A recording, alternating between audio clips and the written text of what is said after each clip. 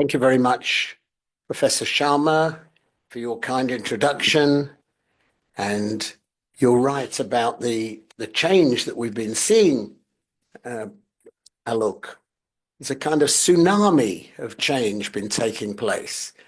And this is a good time to discuss these issues because the change is so rapid currently. There was more change in the last 12 months than in the previous 25 years in the field of AI and so on.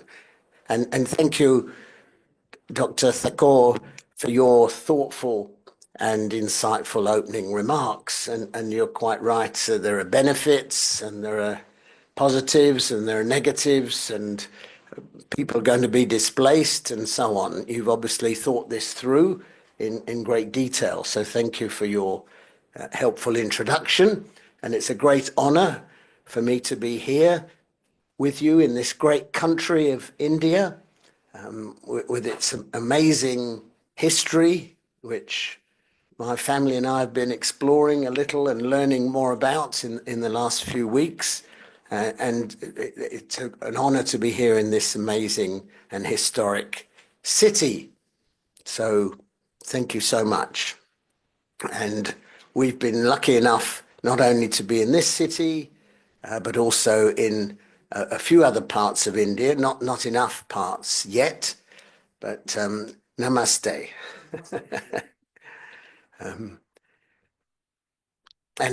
in Australia, a custom is that we will usually give an acknowledgement at the start of a talk like this of some of the people. I know there's a very distinguished audience here, so please forgive me. I can't thank everyone who's been involved, but I've just mentioned on the screen there a few of the people who've helped to facilitate my visit, including Manju here from Bangalore and Mysore, which was the start of our interesting visit to India nearly 3 weeks ago. And thank you for the organizations, because these events don't happen without people working hard behind the scenes, organizing everything. So I appreciate the institute and the school and the society that are mentioned on the screen here. And in Australia, we acknowledge not only our colleagues who help to make our work possible, but also the indigenous people. Some people say in Australia that Australia was only discovered when the British arrived over 200 years ago, but the indigenous people, and some of them are pictured there on the screen, say we are the original owners of the land and we've been here for 60,000 years before the British came along. So the British didn't really discover it, but we've been here a very long time. So what do we know about AI and artificial intelligence? And I'm using the term AI as a kind of shorthand. I'm not only going to talk about AI, but also a whole cluster of new technologies that may be associated with AI, big data, other forms of technological change. But the issues as far as the future of work, and I use the plural term futures of work because there is not just one future of work. Our destiny is in our hands. We can shape the futures of work. We can decide what our futures of work are going to be. And as was mentioned in the introduction by Dr. Thakur, the AI has impacted on nearly all of our lives, in our work and our non-work lives. And almost every job is getting changed in some way or another. And it's not only a question of which jobs are cut and which jobs are created, but also we can think about jobs that are benefited, jobs that are empowered, and jobs and work can be made more productive if we're using AI in the right kind of way. One of the challenges for us is to distinguish between the rhetoric and the reality of AI, because there are many consultants, the tech moguls, if you like, many of whom are based in the United States or China, and the tech moguls are advertising and saying that AI is the solution to all our problems, because they would say that, wouldn't they? They want us to buy their AI. So that's the rhetoric on the one hand. On the other hand, there's the reality of how AI and other new technologies are actually being used. I was talking to one of the delegates at the conference in Bangalore a couple of weeks ago, who was a senior executive of a company, and I asked him to what extent they're using AI, and he said, "Do you want to hear the public relations spiel, or would you like the truth?" And I said, "I'd like the truth." And he said, "Well, the public relations people say, yes, we're using AI, we're up to here in it, and we're investing in it, and so on. But the truth is, we're just waiting and seeing. We haven't really got into it yet. We're going to see how it develops over the next year or so before we spend a lot of money jumping into AI. We're a traditional company, and we've been working using paper and pencil for 100 years or whatever it is, and we can probably keep going for a little bit longer." So the advent of AI in workplaces and businesses and so on are challenges for our economies and our societies more generally. And there are benefits, opportunities, risks, and threats associated with AI. Part of the job of academic analysts is to try and tease out the difference between the rhetoric and the reality and consider the implications, and to do so in ways that are theoretically informed, because theory helps to understand facts, but also ones that are empirically evidenced, using examples, and that are policy relevant in schools of business like the ones that you have, for example, and where I work. We try and consider research that's practically relevant and has policy implications and make suggestions for the improvement of policy. So my mantra today is that the technology doesn't determine the future. The future is going to be determined by the people who make the decisions about how the technology is going to be used in practice. So you asked the question, "Sir, is AI a good thing or a bad thing?" My answer is that it has two faces. It's negative and positive, and possibly even have three faces, insofar as AI and new technologies can be used to improve things, not necessarily cut them or create new jobs, but to improve how people are working currently. So there's a kind of Jekyll and Hyde element to AI. Jekyll and Hyde are characters from Robert Louis Stevenson, one of the classics of English literature. So in brief, what may be benefits of AI? Well, we're hearing all the time about health diagnoses, and I'm hoping AI can be used to try and diagnose the asthma that I'm suffering a little bit here since I've been in, excuse me, in Delhi for the last few days.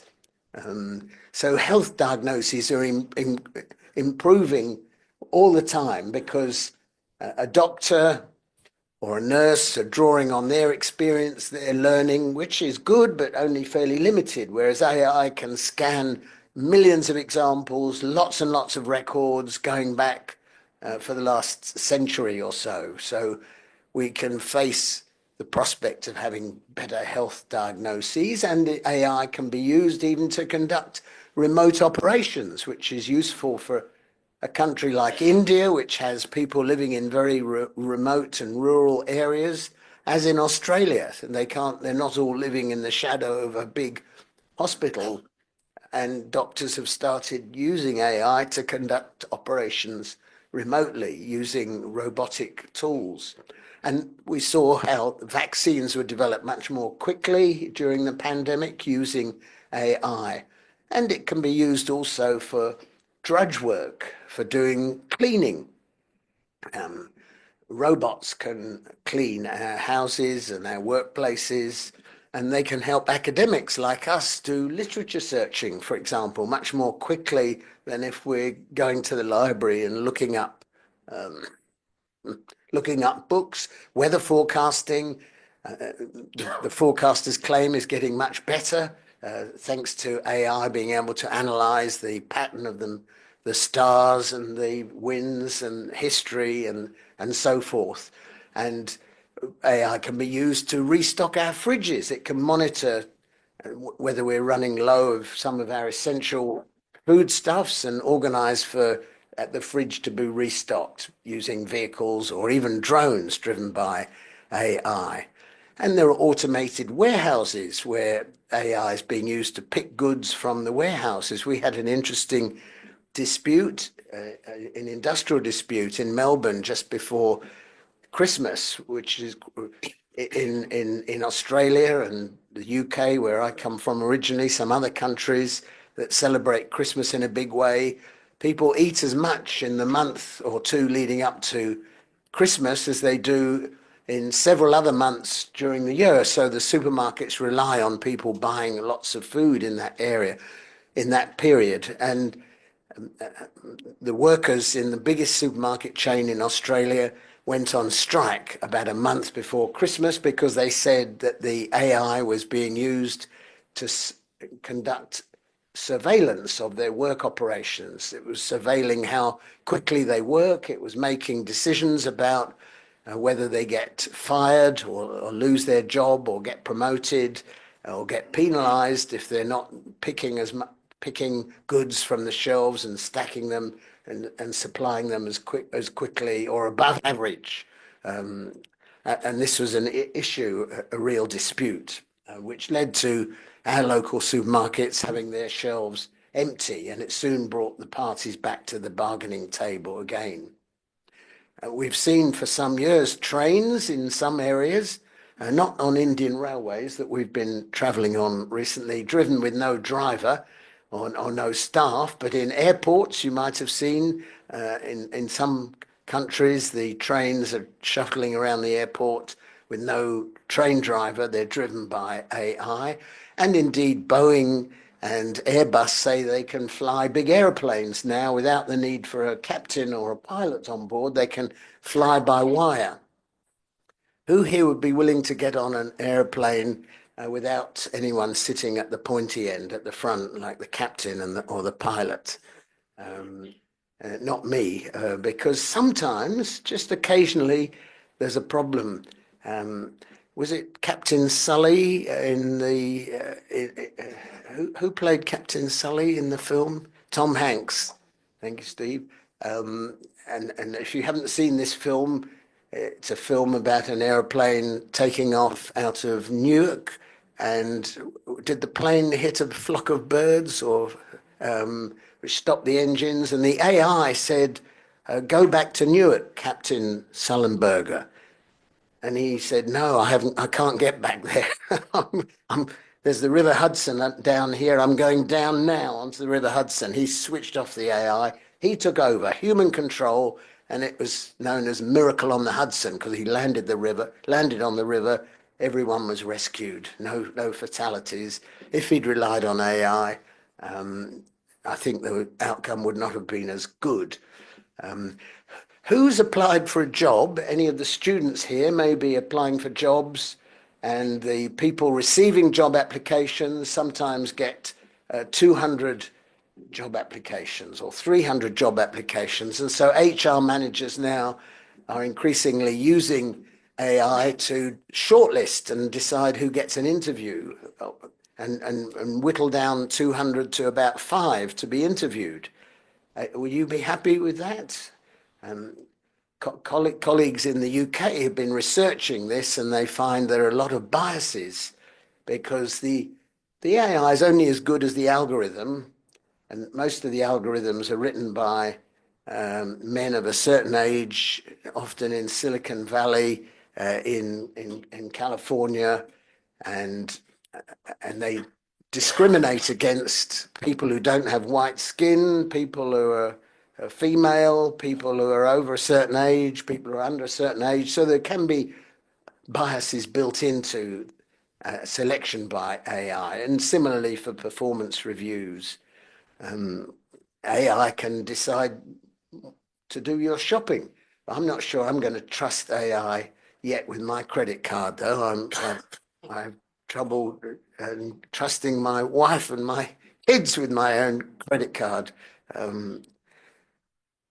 So focusing in the field of human resource management, and I've touched on some ways in which AI is being used in this area already,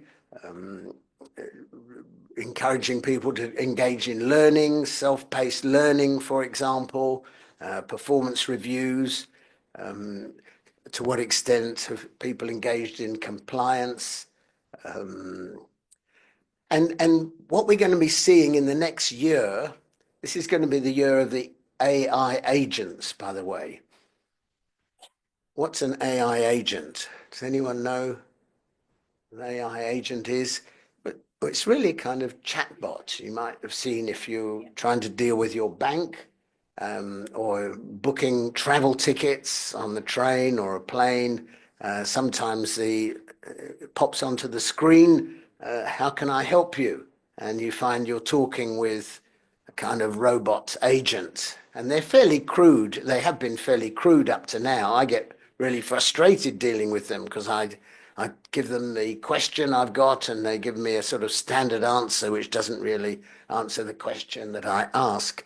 But these are getting better and better, and many companies, most large organizations this year, if they haven't already done so, are going to be rolling out these AI agents who they're called agents because they have agency to make some decisions and to answer some questions that you might have about your HR policy or practice. How many holidays can you take? Can you apply for holiday at these particular dates? But banks and retail companies that we're dealing with are increasingly government departments, government agencies. I don't know, Commissioner Doctor, if you're using this in Bangalore, but increasingly government agencies, in order to save money, because it's cheaper to employ AI than to employ people at the other end of a phone and so on. But are we quite there that we trust the answers that we're getting from AI yet? Or do we still want to see human intervention? To what extent are these benefits? Excuse me. So you organized a wonderful session at the conference on the gig economy. And this is an area where your jurisdiction is ahead of most others, your state, in trying to regulate the gig economy. And one of the concerns about AI is that employers may use it in a race to the bottom. Where is the cheapest labor? And employers may be using AI to work out where they can cut the cost of labor, cut the cost of production by moving their service provision or their manufacture of goods or whatever it may be to lower cost states in India or lower cost jurisdictions in other parts of the world. And we've seen inequality was mentioned in the introduction.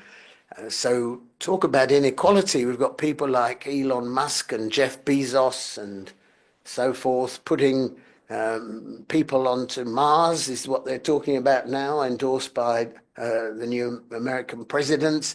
They've got so much money, they blasted off into space, and yet we've got people who are hungry and homeless and so on. So massive degrees of inequality, to some extent exacerbated by using AI by these tech moguls who are in a quasi-monopoly position because there's a relatively small number of companies who have been developing AI and the associated software that goes with it that are making the bulk of the profits from it up to now. Answers from AI may be very quick, which is an advantage, but they may also be wrong because they don't fully understand the nuance, the context, and so on. And the large language models are harvesting our data. So there are ethical concerns. All the books and the publications that I've been lucky enough to produce have been harvested. And those of you who are publishing work, again, have had your work scraped and harvested and fed into the material that the large language models like ChatGPT are using to generate answers. And arguably, that information from our publications has been stolen because the work is copyright, but the makers of ChatGPT and similar forms of AI are, are not paying us any royalties. They're not asking permission to scrape our data, and they've now scraped everything that's available. So possibly this rapid rate of development over the last year or so is going to slow down now because they've scraped everything that's available publicly that they can possibly get their hands on. And my concern is it's concentrating too much power in the hands of the big tech moguls, if you like. And the question I just put up at the bottom there, who benefits? And my mantra is that we want to spread and share the benefits around society and around all the users, the workers, the customers, other stakeholders, not have most of the benefits going towards the tech titans. So the question is, Alec, that you raised about to what extent is AI killing jobs or creating jobs? It's very difficult to answer because predictions are being given by the big consulting groups, by some of the big international agencies. But these predictions are based on certain assumptions. The assumptions are changing all the time, and different, excuse me, different, thank you. Thank you. That's good. That's perfect. Thank you. Um, uh, and so you can read 10 different sets of predictions and get 10 different kind of answers about which jobs are being created. There's a certain degree of commonality. So routine clerical kind of work is facing the highest impact that can be automated most easily. Some occupations are going to be automated less easily than others. Is that Jeff Bezos on the phone there, or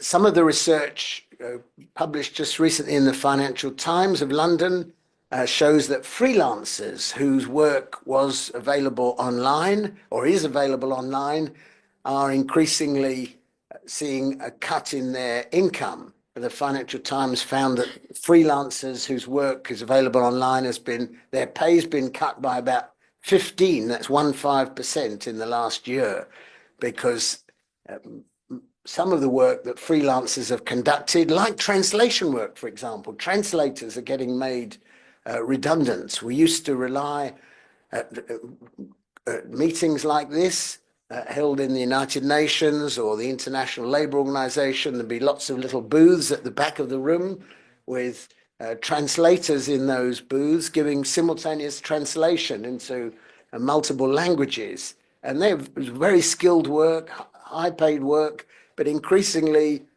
they're not there anymore because the service is being provided by the equivalent of Google Translate or other kind of AI translation machinery, which is okay, but it's not as good, in my experience, as the people at the back of the room who knew the technical language. They knew the specific context for translating. Some of the translations I've seen coming from AI is very poor quality because they don't necessarily know the technical specificity and the jargon, but it'll get better.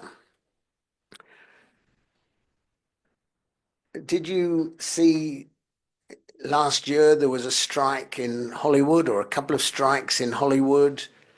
The screen actors in Hollywood and the screenwriters in Hollywood were concerned about the big studios using AI increasingly to displace them, and indeed to use the images of some of their key actors and sometimes associate the images with fake porn, for example, or using the images in ways that the actors didn't approve of. And certainly the actors not getting paid anymore. They've only been filmed once, and then the studios would go on and use their images again and again.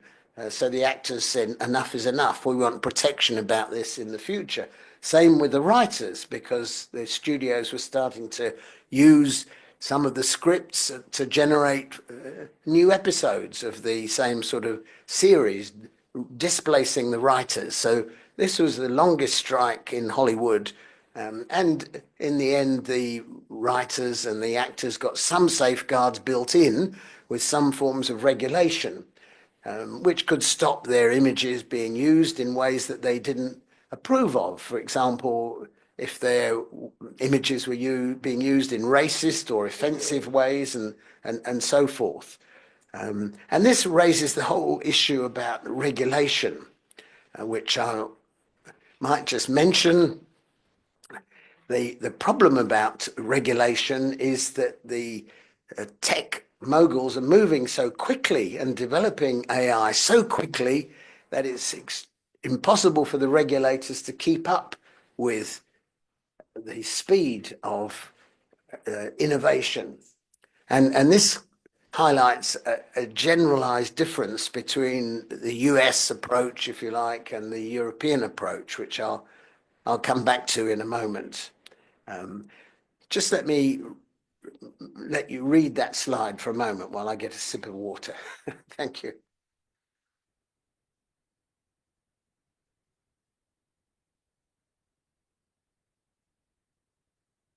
So we can use AI to increase our productivity, to increase our personal productivity. I was talking with someone recently who was a second-hand car salesperson, and he was saying how he uses AI unofficially in his workplace. So some workers are using it to make their jobs easier, to enhance their work without necessarily telling their boss.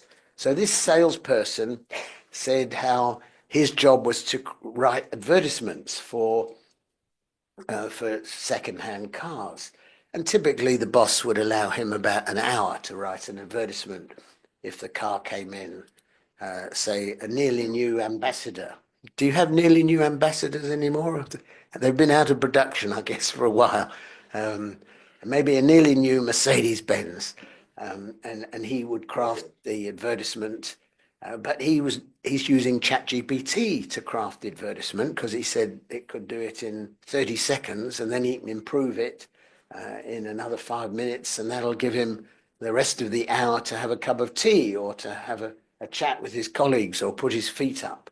But he said, don't tell the boss I'm doing this, because if the boss realizes that ChatGPT could do my job, then he'll probably get rid of me and just use ChatGPT. But I'm still important, he said, because I can add value to what ChatGPT says. I can interpret it and target it personally, and I know the local context.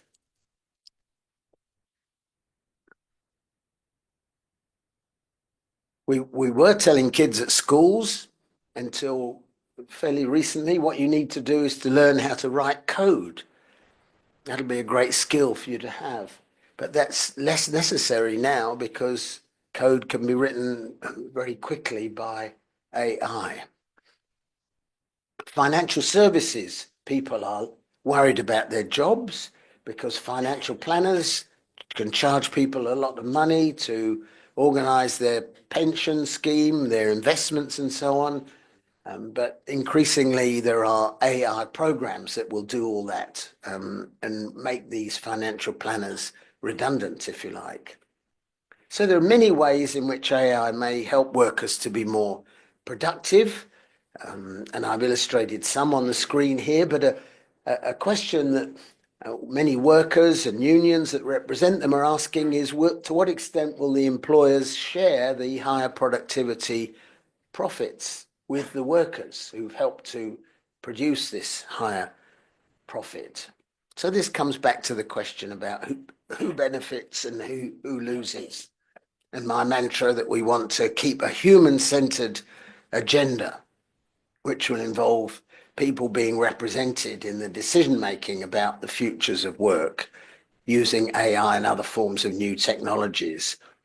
And sometimes it's being used to degrade work, to de-skill work by increasing work intensity. So, for example, the person who was allocated an hour to write an advertisement, if the boss finds out that it can be done in just 5 minutes with AI, he may want him to do a lot more advertisements in 1 hour rather than just one per hour. So it can decrease the autonomy of workers about how they do work to some extent. So this is already happening as employers are using it to surveil people.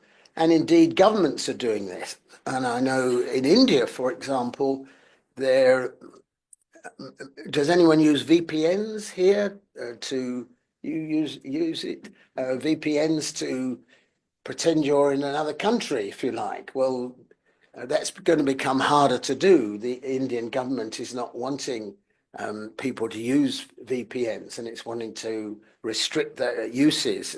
I think in China it's very difficult to use VPNs even now because some countries like that want to keep control to a great extent on the information that people can draw on. AI can be used to reskill and enhance jobs, as I touched on. I've given a few examples here already about coaching, helping people to address more complex issues. But there are some unintended consequences of AI. In the last little while, there's been circulating on AI, on the socials, a picture of an Emirates airline A380 crashing into a building,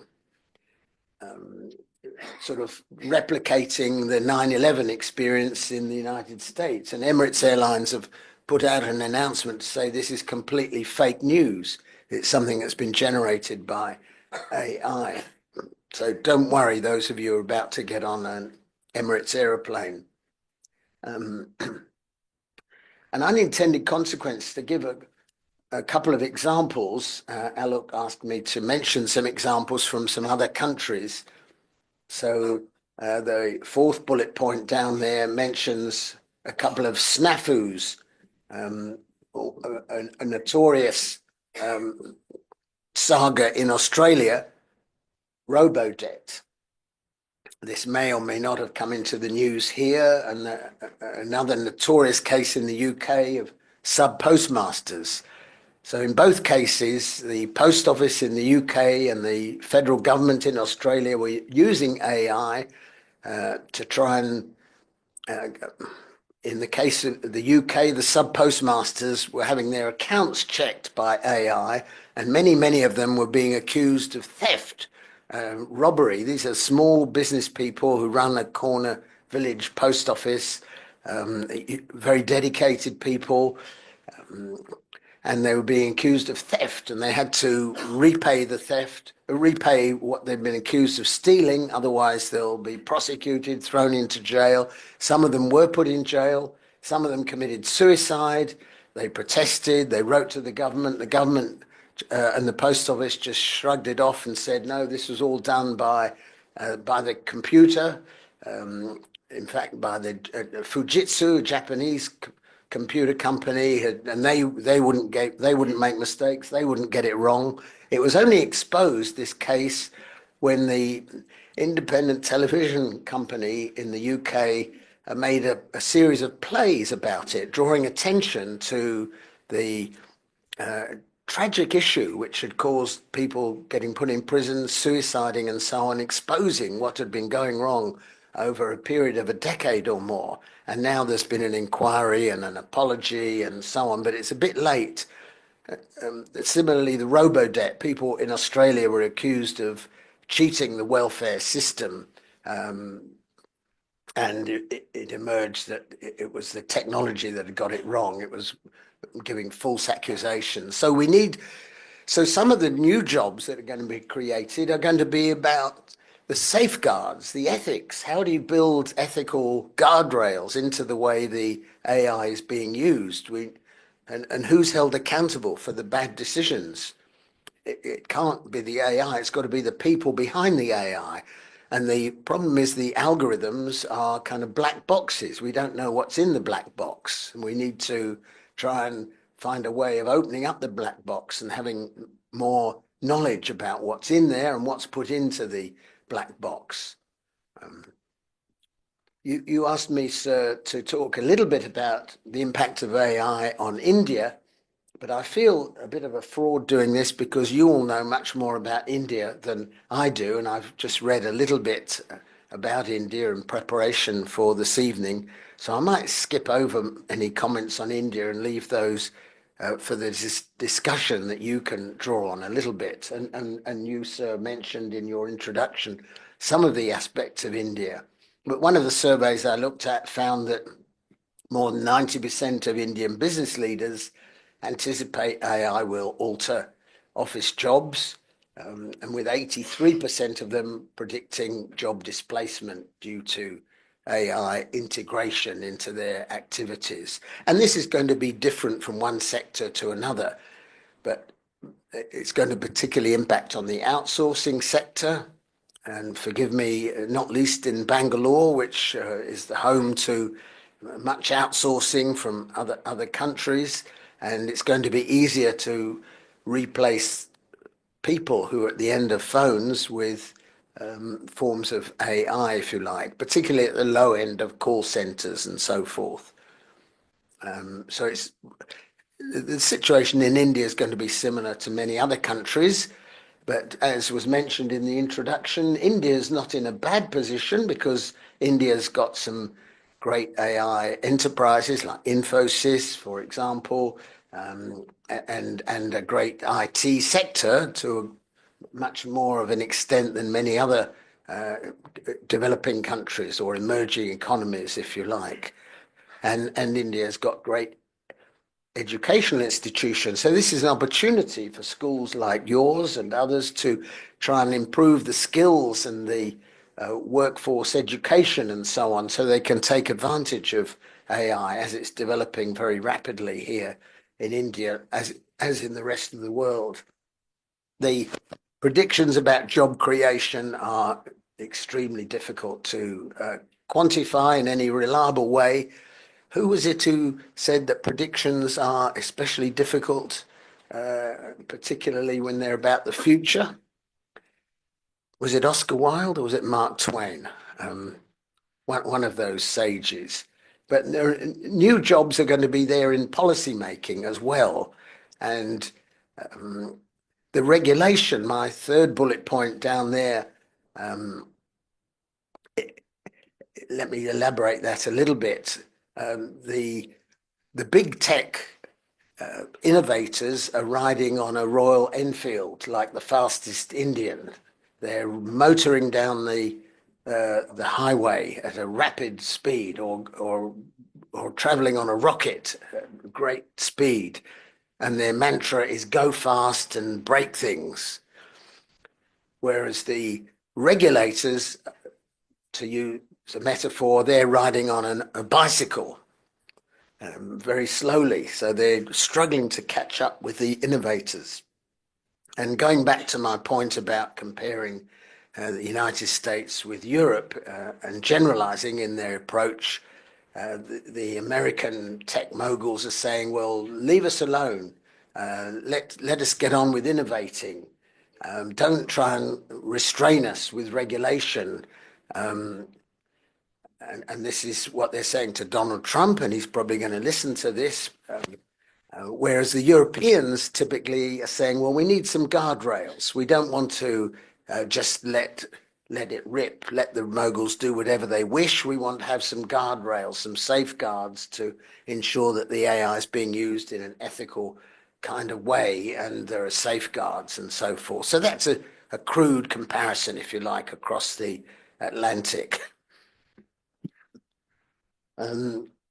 I think I can more or less wrap up my remarks and throw it open to discussion now, except just to say that my general approach is to say, let's foster a high road approach to managing people and AI in workplaces with a human or labor-centered work organization, fostering decent work built on social dialogue rather than have the AI imposed on us unilaterally by the tech titans, if you like. And this slide kind of summarizes much of what I've been saying. But just to indicate about the research opportunities, again, I think it's vital that we consider these issues from a researcher point of view in an interdisciplinary way, because the issues are not going to be confronted successfully if we're only looking through the lens of one particular discipline. The answers are not there through one discipline, and some of the teams that I'm lucky enough to work with in the UK, Australia, the US are interdisciplinary teams that can throw light on these issues from different disciplinary perspectives. So lots of opportunities and challenges for us in terms of research issues.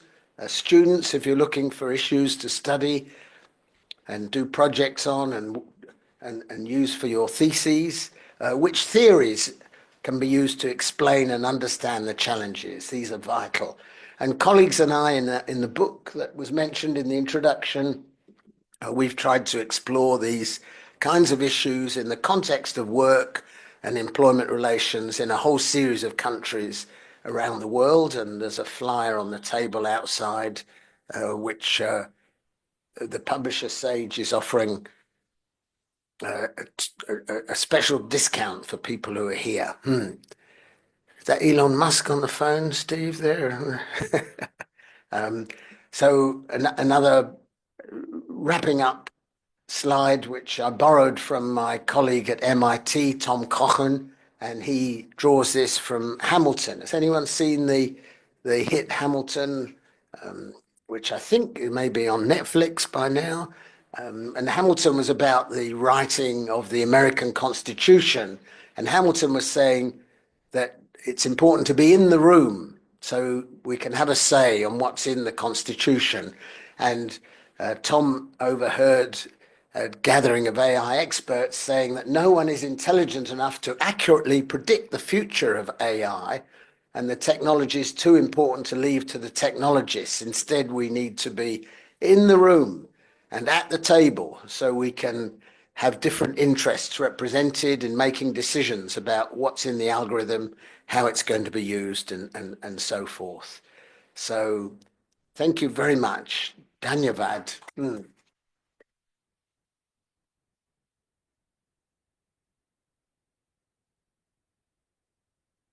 Thank you, Greg, for a very excellent lecture. You, in 45 minutes, you said many things. I had given you time only 45 minutes, and you kept the time a very wide scope, both positives, negatives, opportunities, threat, and rightly said that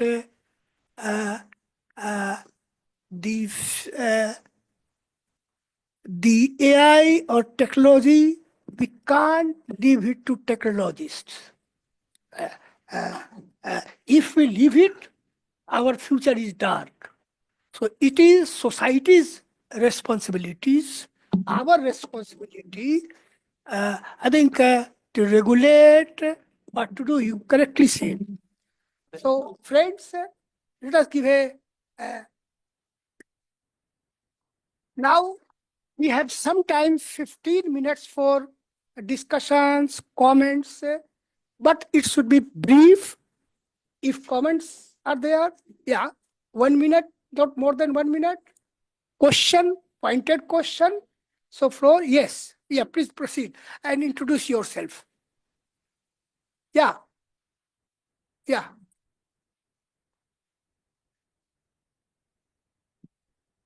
Yeah, thank you, Chair. Professor Bamber, way back in India, 84, when Rajiv Gandhi was the Prime Minister, there was a big issue of computerization of, and it was a big protest also. And later on, we became number one in software, number one. and still we are having edge. Now, recently, Elon Musk has come out with the idea of brain and chips interaction, brain and machine. So that is a big challenge. If we can hack other instrument, so do you think brain will be also hacked in future? Yeah, we can collect some questions. Yeah.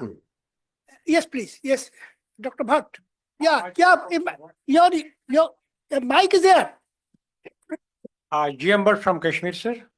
My question is, do you think that the benefits and the threats by this AI will apply equally to developing as well as developed countries? Could you just repeat that question? I didn't fully My understand. question is, rather my this query is that do you think that the benefits as well as the threats which are generated from AI, use of AI, will be equally applicable to at par with developing as well as developed countries? Will these be applicable or How will impact will be equally? the impacts of Impact of AI impacts differential between developed and developing countries in terms of benefits and trade? Yes. Thank you. Thank you. Yeah, please, Dr. Acharya. Yeah, just one question. You know, once jobs start reducing, there would be a point when there would be no more market to expand. So this would be a self-limiting kind of a thing when there's no market for newer products from the AI coming in. Yeah. Yeah, sir, this is Sudhendu from State Bank of India. I have a little question about how will be the response, especially for the country, when this banking sector and other financial sector is growing, and there is a wide gap between the knowledge level of the masses and the people who are catering to it.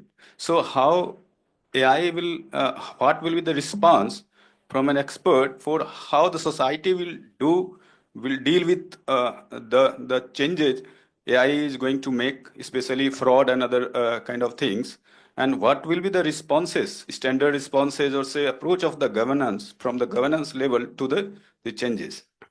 You want to collect some more questions and then, yeah? Maybe one more. There's one Yeah, at the back. yeah. Okay. Yeah. Very good evening, Professor. My question is, the Chinese government have been investing massively in AI. And in response to that, the Trump administration has plans to invest $500 billion in AI administration, in AI infrastructure. So if you can care to elaborate what Cold War 2.0, particularly in AI, would look like. Okay. Well, let me. Yeah. There are some questions online also. Oh, okay. Yeah, yeah, yeah. In terms of the questions in the room, then, thank you very much for these really profound questions. And in terms of AI getting the first question about AI getting into the brain or getting into our brains, to what extent AI is going to hack machines and indeed our brains. And there have been discussions in the last couple of years or so by some of the AI technical experts, and I'm not a technical expert, I'm coming at AI from the point of view of social sciences, if you like. But some of the technical experts have said, on the one hand, AI may well take over the world. It may be a threat to the world. They may see kind of science fiction dystopian scenario where AI does take over the world. And as was mentioned in the introduction, some of the technologists, about 30,000 of them, signed a petition to say, let's slow down the AI innovation. Let's pause it until we've been able to build more safeguards and guardrails. Now, nothing happened about that, partly because the big tech moguls in the US especially were saying, well, leave us to regulate ourselves. You can trust us, can't you, to regulate ourselves? But of course, self-regulation is like an oxymoron. Self-regulation means no regulation at all. But the tech experts point out that AI isn't going to hack our brains. it might influence the way we think, but it hasn't got the capability to actually hack our brains yet, or not indeed in the foreseeable future. And the question about developing countries, I think it's a worry for developing countries. I think in India, as I mentioned, is in a better place than most others because it's got such a rich industry here and many skills and so forth. But in general, it's an issue for developing countries because the AI is largely being produced and written in the so-called developed countries like the US, China, Japan, excuse me, Korea, European countries, to some extent Australia and so on, and they're not particularly writing it from the point of view of a developing country, or they're not taking into account the interests of people in developing countries. Generally speaking, they're interested in making profits for their own shareholders rather than considering the interests of the global south. And that's where I think there's a really important role for India, which is a kind of bridge between the global north and the global south. So I'd see India as having a very important role here. Dr. Xavier was asking about jobs being cut. And this reminds me of an earlier round of new technology when Henry Ford was introducing the mass production of motor cars, which was just over 100 years or so ago, when he innovated using the assembly line to make the Model T Ford and its successors. And his argument was, we need to pay the workers well. We don't want to make them redundant. We want to pay them well because if we pay them well, they're going to have enough money to buy cars with, and that will be a virtuous circle. We don't want to displace them all from their jobs, and we don't want to reduce their pay to engage in a race to the bottom, if you like. In terms of the banking sectors, I think there's a fair bit of concern in the banking sector, and you would know better than me, sir, about the disruption of this sector, because there are disruptors coming in. You know, Google is seeing itself moving into banking now, which is going to make life much more uncomfortable for the traditional banks that have been around 100 or 200 years, and they thought they had a monopoly. They thought it was fairly easy to make money because everyone needed a traditional bank account, but now they don't. They can avoid bank accounts. They can do their banking on their mobile phone using some kind of AI app. And the question about fraud and governance is really important. You know, there's lots of fraud taking place, and the fraud is especially impacting on people who are not very well educated, if you like, or perhaps older people who are getting a phone call or getting a message saying, click here. And I just heard about one in the last few days, a new one that people are offering to give you a mobile phone. Hey, Priyanka, would you like a new Apple? I can give you a new Apple 16 phone here. Be my guest. And you say, well, thank you very much. And you log in, and quickly all your personal banking information is on the phone, and you don't realize that accepting this free gift, there's no such thing as a free gift. That information is being harvested and fed back to the fraudsters. So don't accept any offers of a free phone. And on a similar theme, some workers are being offered a free wristwatch. Wear this watch or wear this ring. But again, the watch or the ring is being used to track them and harvest their personal data, possibly listen to their phone conversations, possibly know about their health information and so forth. So be vigilant, and not just in the banking industry. And the last question was about government investing and Trump investing. And it's not just the Americans that are investing. In the last few days, the the relatively new Prime Minister in the UK, Sir Keir Starmer, has been saying he wants to make the UK an AI innovation hub, and he's going to provide lots of incentives. And indeed, his predecessor, Rishi Sunak, with Indian origin, was making similar noises. But there's a lot of concern, especially in the unions who representing the workers, which are closely linked with the Labour Party in the UK, to kind of restrain Keir Starmer and say, well, we don't want to just rush down the road of making life as easy as possible for the tech moguls without building in the safeguards, guardrails, building up ethical, excuse me, ethical regulation of the way the AI is being used. Yes. Did you say there was some more questions Yeah, online? that is why, since we have limited time, Yep. you are free to choose the questions. Okay. Well, I don't know what. If you want, no, if you are free, which are relevant, I'm telling you the questions. Okay, you tell me the And questions. You did not answer all the questions, Okay. or you briefly answer all the questions, but there are some interesting questions online. Okay. Can you tell me the answers as well, please? Yeah, I am in this profession for a long time. I can manufacture answers, although they may not be good. Okay. Yeah.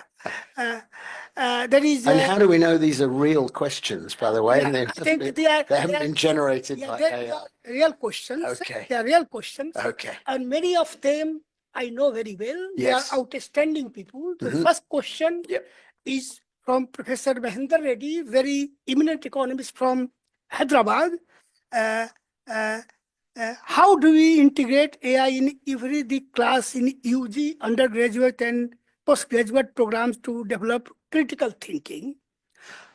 How should we integrate AI into 4 years UG program for every good placement? What are the limitations, drawbacks, and disadvantages of AI? How do we protect the quality of higher education from deteriorating? Deterioration.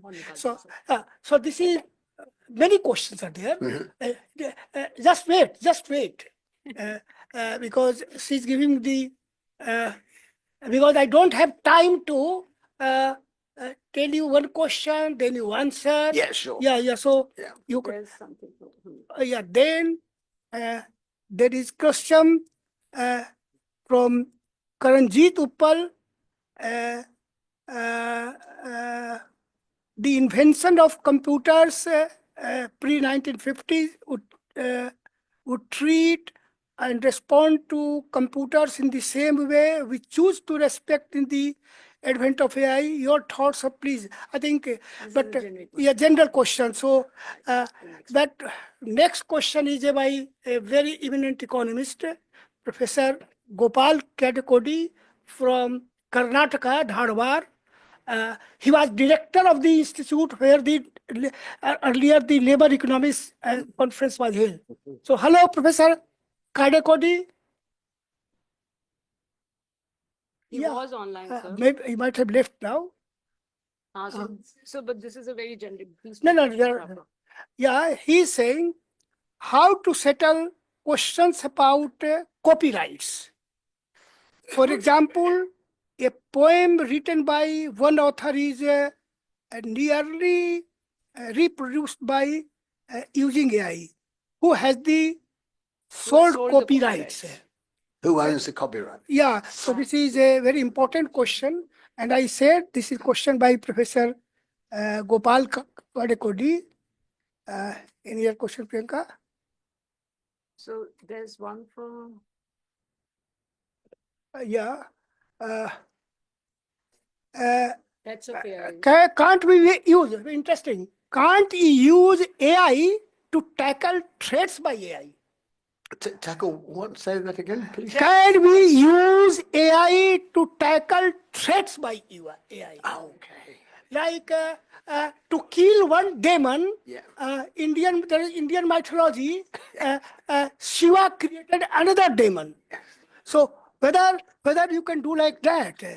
Uh, Threats of AI sounds mind-made, as if someone is from behind the curtains handling the misinformation.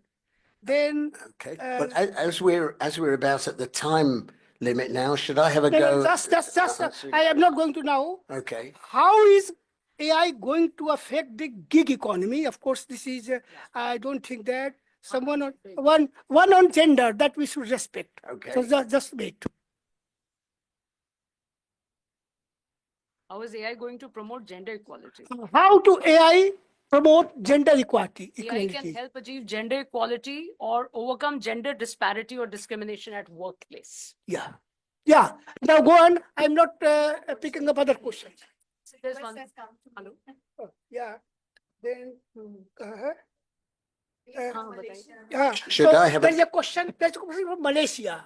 from Malaysia? Yeah. Okay. So how can we prevent AI systems from exacerbating existing power imbalances, infringing on privacy, or making autonomous decisions that could harm humanity, while ensuring they remain fully accountable to human oversight and ethical governance?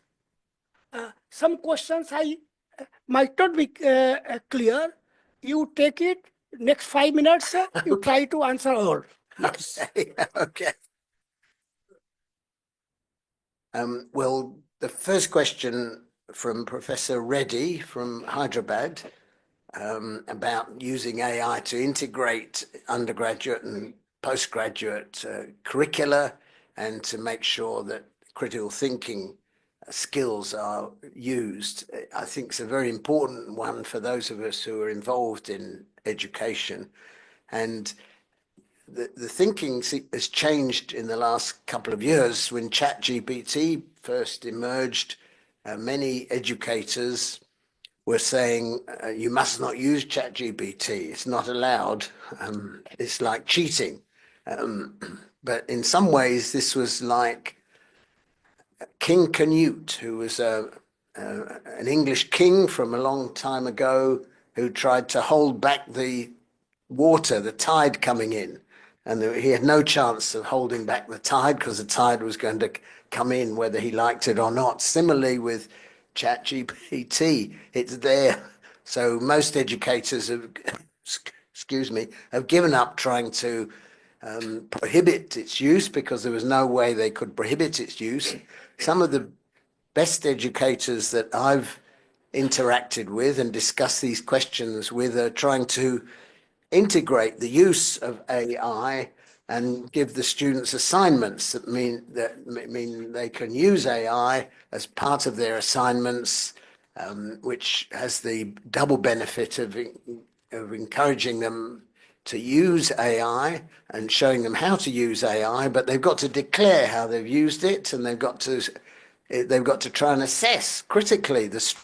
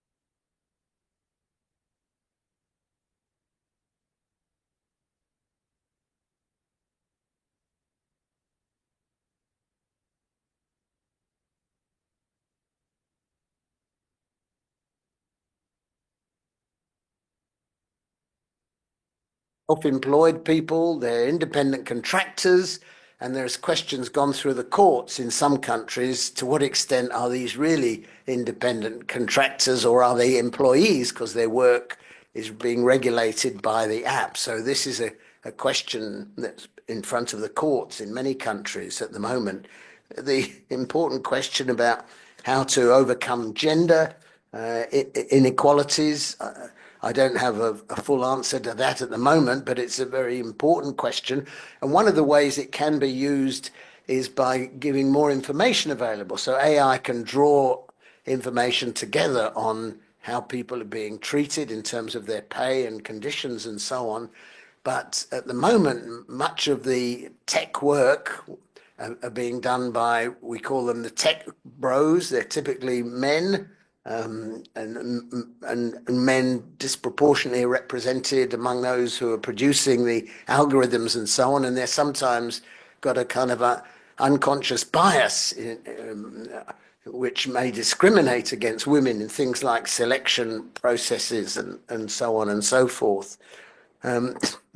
Excuse me, there's lots of other questions there, but I'm aware that we're out of time and I'm almost out of my voice at the moment. Yeah. So I wonder if we might carry on the discussion informally afterwards and then online perhaps as well. Yes, yes. Continue the conversation. I organized an online seminar for you, another seminar. Okay. And not immediately, maybe after few months, Okay. within a year, say 1 year. Well, things are changing so quickly. I mean, Yeah. it'd be good to revisit these. When you join our labor economics conference Yes. next year in January in Pune, Okay. maybe there will be more opportunity. Okay. Dr. Manjunath will also be there.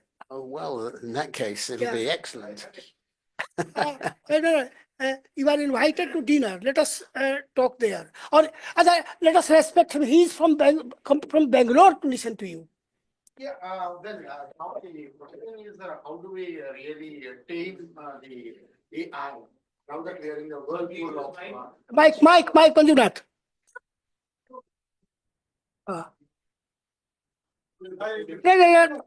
Other online people should also hear, So no? my only understanding is, while coming, I read something about some of the researchers are trying to understand how do we really tame AI. One of the approaches was human in command. So I would really like to know from you what exactly is the term when they call human in command. So how do we understand, and whether we can really try to regulate or tame the influx of AI? That was my question. Thank you. Well, thank you for that easy question. There's one of the new-ish occupations is called prompt engineering, and the prompt engineers are the people who know the appropriate prompts to ask the questions, which is going to steer the ChatGPT and the equivalent in the right kind of direction. But the jury is still out on how we can make sure there's a human in command. I think we need to be vigilant. We need to continue to be vigilant and not allow autonomous AI to be making decisions without a human in command. I think you're absolutely right. And let's discuss this further in the future, perhaps at your conference next year, or perhaps later on today. Yeah. Thank you. Yeah. Okay. Thank you, sir. Thank you. Yeah, thank you very much, Professor Grej Bamber. You can see there are online also questions more.